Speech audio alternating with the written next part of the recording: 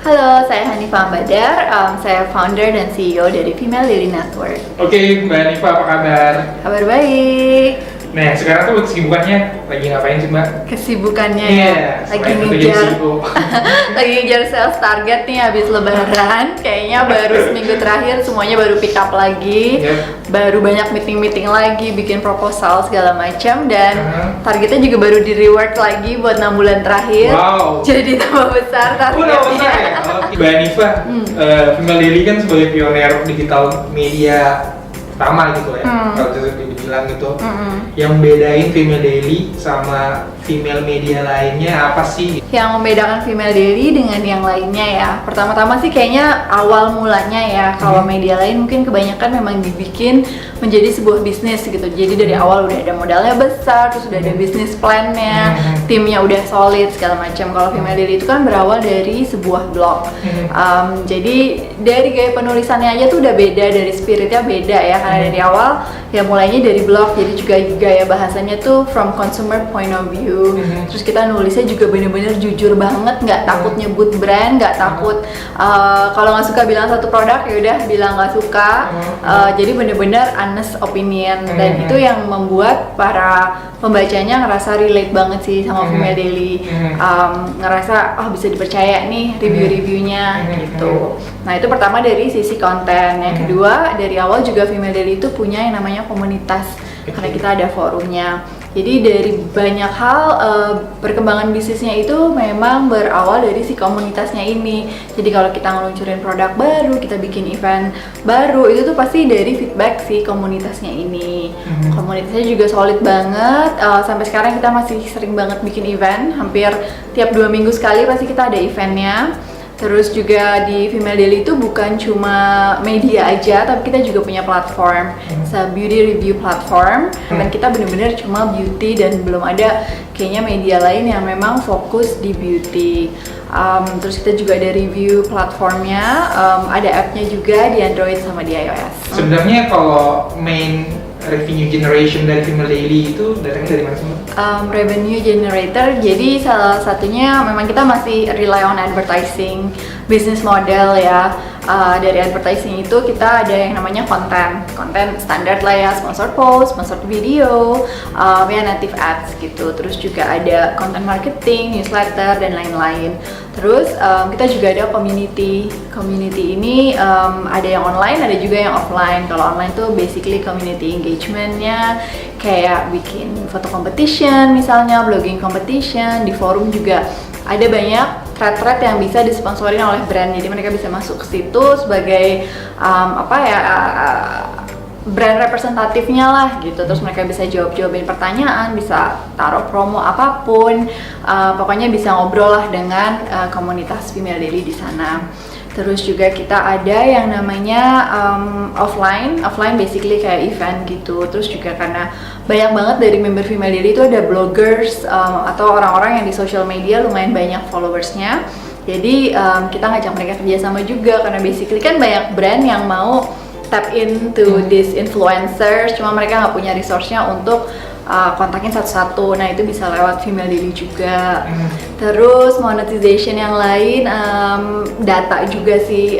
Jadi banyak banget brand yang mau melakukan research lewat Female Daily. Mereka pengen tahu feedback atau kayak consumer behavior dari member-member Female Daily. Jadi mereka bisa melakukan survei di situ, bisa melakukan focus group discussions. Basically banyak banget sih data-data yang bisa diambil dari member-membernya Female Daily. Itu menarik banget sih, karena kita sendiri masih mempelajari itu. Maksudnya kita tuh kayak kita percaya banget, kita tahu banget member-member di Female Daily itu banyak yang akhirnya memutuskan sesuatu dari yang kecil-kecil, kayak misalnya beli lipstick sampai daftarin sekolah anak atau beli produk investasi. Itu tuh memang baca reviewnya tuh dari Female Daily, karena memang kita ngelihat sendiri, ada yang komen, ada yang kasih testimonial dan lain-lain. Cuma memang itu scattered banget kan di seluruh forum, dan kita benar-benar nggak bisa nge-track kayak conversionnya tuh seperti apa sih gitu. Padahal yang dilakukan di Female Daily dan di Mommy's Daily setiap hari itu pasti recommending something gitu kan, pasti nge-review satu produk, berbagi pengalaman dan lain-lain yang ada hubungannya dengan brand atau produk. Makanya PR terbesarnya adalah gimana nih kita bisa track si conversion ini gitu. Karena sebenarnya kita udah ngikutin banget journey-nya para perempuan ya. Maksudnya sebelum mereka beli pasti mereka akan baca dulu reviewnya, review dari Female Daily atau review dari user-user lain, atau mereka memang baru tahu tentang suatu produk dari baca artikel atau nonton video Female Daily. Nah gimana nih kita bisa nge-tracknya sampai bisa ngebuktiin gitu ke brand nih, lihat nih dia tuh beli ini gara-gara baca reviewnya di Female Daily. Makanya kita kemarin di bulan Mei itu bikin satu event besar yang namanya Jakarta X Beauty 2017. Itu beauty expo dihadirin oleh sekitar 10.000 beauty enthusiast, terus ada sekitar 55 brand yang buka booth di situ. Ada beauty talk show, beauty workshop, makeup classes dan lain-lain. Dan itu rame banget. Feedback dari hampir seluruh tenanan itu mereka yang sangat-sangat happy. Produknya banyak yang sold out, banyak yang harus restock lagi dari counter-counter terdekat. Jadi di situ kita bisa tuh membuktikan bahwa lihat nih ini user-usernya Female Daily, mereka kesini dan mereka belanja, dan beberapa dari mereka ya memang udah bawa list gitu, udah bawa catatan apa aja yang dia dapat rekomendasinya dari Female Daily sesuai dengan beauty profile-nya mereka gitu. Terus tadi Mbak bilang juga sebenarnya saya juga agak bingung gitu, bedanya Female Daily sama Miss Daily itu apa sih? Di marketnya sendiri kayak gimana? Kenapa harus ada Miss Daily? Ya, kalau Female Daily itu all about beauty. Jadi benar-benar kontennya 95% itu tentang beauty. Kalau Mommy's Daily itu lebih untuk working mothers. Jadi si ibunya sendiri gitu. Ibu itu kan perannya macam-macam ya. Perempuan itu maksudnya ada dia sebagai istri, sebagai ibu, sebagai profesional juga, sebagai individual, sebagai makhluk sosial, sebagai anak juga gitu. Jadi kita fokus di mamisnya sendiri sih. Artikelnya seputar karir, family, parenting, household. Apa sih rencana jangka pendek dari Female Daily yang mungkin bakal ada perubahan kah atau sesuatu yang menarik yang akan di-launch dalam waktu dekat gitu? Nah, Female Daily kan awal tahun kemarin baru luncurin app-nya kan. Jadi kita sebelumnya udah ngelihat bahwa 80% traffic yang datang ke Female Daily adalah lewat mobile. Tapi menariknya masih susah banget nih ngajak brand untuk beriklan, banner atau apapun yang memang khusus untuk di mobile. Kayaknya masih fokus di desktop. Padahal 80% visitornya tuh masuknya dari mobile gitu. Akhirnya kita memutuskan ya emang udah perlu nih kita bikin app-nya gitu. Nah, awal tahun ini kita luncurin app-nya. Jadi sekarang masih fokus sih di app-nya belum 100% memuaskan lah, masih banyak yang harus diimprove gitu. Jadi kalau dari tech team-nya mereka lagi terus improving the user experience. Kalau dari sisi marketing dari usernya ya kita terus mempromosikan ke usernya sih untuk download app Female Daily. Pertama kali Mbak bangun Female Daily sampai sekarang udah berapa lama tuh? Wow, lama banget. Berapa tahun tuh? Female Daily umur Female Daily sekarang? Gini, sebenarnya soalnya banyak milestone-nya, jadi bingung nih mau yang mana gitu. Kalau Female Daily kan berawal dari sebuah blog. Nah, blog pertama itu di bulan Februari 2005. Wow. Terus kalau mau ngomongin forumnya itu diluncurin di bulan Mei 2007.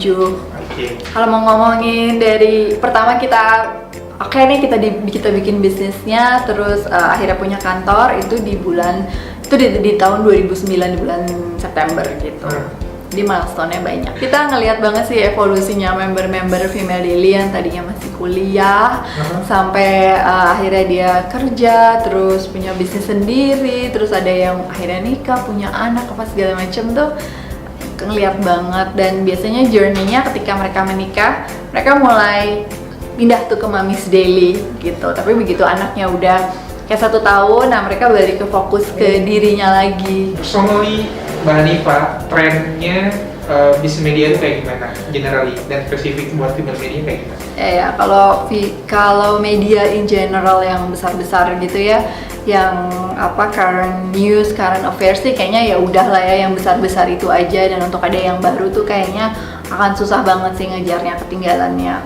Terus kalau khusus untuk female media, kayaknya kalau menurut aku sih akan lebih menarik kalau lebih banyak lagi yang niche-nya sih, jangan general all about women gitu, karena nggak tahu deh kayaknya kurang relevan aja sama the way orang-orang tuh konsum media atau informasi sekarang ini. Jadi harus bener-bener niche, kayak misalnya female daily ya udah tentang beauty, ada mungkin yang khusus fashion atau khusus hijabers, khusus kesehatan, kehamilan dan lain-lain, itu kayaknya akan lebih menarik dan yang dibahas itu juga akan jadi lebih deep. Untuk monetization-nya juga akan lebih gampang. Maksudnya kalau female daily fokusnya di all about women, kayaknya apa ya yang bisa dimonetize kayaknya terlalu general banget, yang akhirnya mungkin kalau dari sisi brand mendingan ke Facebook aja atau ke Google gitu. Tapi karena female daily itu benar-benar fokus di beauty dan kita tahu banget data-data member di female daily, kayak kita tuh tahu banget siapa yang pakai jilbab misalnya, siapa yang rambutnya keriting, yang rambutnya lurus, siapa yang kulitnya tuh bermasalah dengan jerawat, siapa yang warna kulitnya gelap, terang, dan lain-lain. Jadi kita benar-benar bisa nargetin advertising ke orang-orang yang benar-benar membutuhkan atau cocok produknya dengan produk mereka gitu. Dan itu yang nggak akan bisa didapat di mana-mana gitu kan, di Facebook, di media-media lain tuh nggak ada. Format advertising yang so far yang paling Mbak paling suka itu apa? Yang menurut Mbak, gue suka format iklan kayak gini. Kalau di female daily sih ya, dari aku dan anak-anak editor tuh paling senang kalau misalnya memang nggak terlalu banyak gitu guidelines-nya dari si brand, nggak yang harus judulnya seperti ini, terus nanti semuanya tuh bener-bener diatur sama brand, jadinya tuh nggak otentik lagi sih gitu. Karena konten-konten yang memang viral, yang memang view-nya banyak itu konten-konten yang ya ide-idenya mereka sendiri gitu. Padahal ya nanti kan produknya bisa aja lah diselipin somewhere gitu, yang penting kan message-nya tuh tersampaikan. Pernah bikin YouTube video yang judulnya temanya tuh makan samyang, makan samyang pedes banget, tapi sambil make up gitu. Oh, waduh, gimana? Iya kan susah kan, keringetan terus gitu. Terus mana nih yang paling tahan make upnya? Itu nggak disponsorin, itu nggak disponsorin brand apapun. Tapi tuh yang nonton tuh banyak banget gitu. Nah kalau itu tuh bisa disponsorin brand ya, sambil make upan tapi pakai produk-produk dari brand tersebut, kan itu nggak kelihatan banget gitu. Tapi orang tuh merhatiin gitu, bukan cuma merhatiin samyangnya, tapi juga ngeliatin itu produk apa sih gitu. Nah kalau kayak gitu kan akan akan menarik banget sih, usernya juga nggak kesel kayak ini iklan banget gitu, dan keinginan brand untuk videonya banyak yang nonton itu juga tercapai. Jadi biarin inilah editornya berkarya sendiri gitu, sekreatif mungkin, jangan terlalu ya step by stepnya benar-benar ditentuin gitu. Tapi memang kadang-kadang mereka ada guidelines dari prinsipal sih, jadi ditentuin aja mungkin yang penting-pentingnya tuh apa. So, jadi format terbaik itu the best-nya adalah brand itu join the wave-nya Mbak ya. Biar kreatornya yang bikin, brand lihat pada opportunity di situ, gue tap in di situ. Biar ini aja ngikutin suara atau gaya dari medianya masing-masing supaya lebih autentik sih gitu.